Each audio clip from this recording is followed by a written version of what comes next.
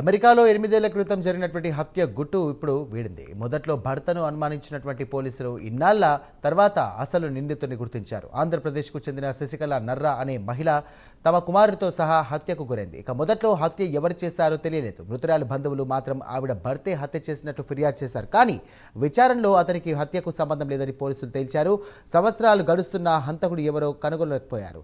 తాజాగా హంతకుడిని గుర్తించారు. ఘటనా స్థలం వద్ద దొరికినటువంటి డిఎన్ఏతో హంతకుడిని కనుగొన్నారు.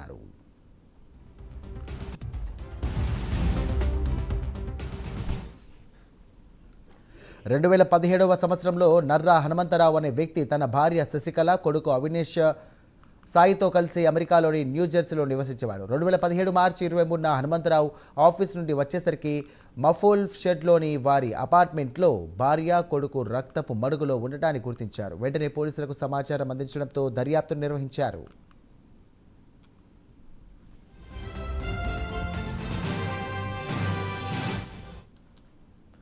హనుమంతరావు కేరళ మహిళతో వివాహిత సంబంధం ఉందని, అందుకే భార్యను, కొడుకును చంపాడని మృతురాలి తరపున బంధువులు ఫిర్యాదు చేశారు. కానీ హత్యకు హనుమంతరావుకు సంబంధం లేదని తేల్చిపాడేశారు.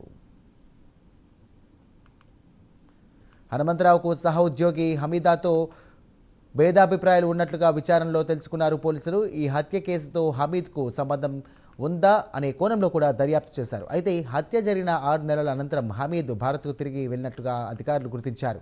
అమెరికా అధికారులు భారత్లో ఉన్న హమీద్ను సంప్రదించి అతని డిఎన్ఏను ఇవ్వాలని కోరారు. వారి అభ్యర్థనను హమీద్ తిరస్కరించాడు. దీంతో అతని డిఎన్ఏను సేకరించడానికి అతను వాడిన ల్యాప్టాప్ను తమకు పంపమని అమెరికా కోర్టు 2024లో కాగ్నిజెంట్ సంస్థకు ఉత్తర్వులు జారీ చేసింది.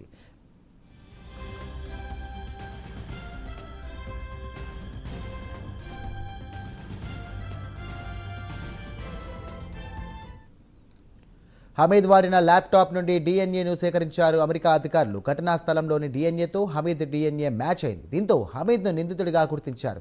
హమీద్ ఆచూకీ తెలిపిన వారు పోలీసులకు తెలియజేయాలని సూచించారు. ప్రస్తుతం భారత్లో ఉన్నాడు హమీద్. అతన్ని తిరిగి అమెరికాకు అప్పగించాలని భారత విదేశాంగ శాఖను కోరారు. ఇక హత్య చేయడానికి గల కారణాలు ఇంకా తెలియాల్సి ఉంది.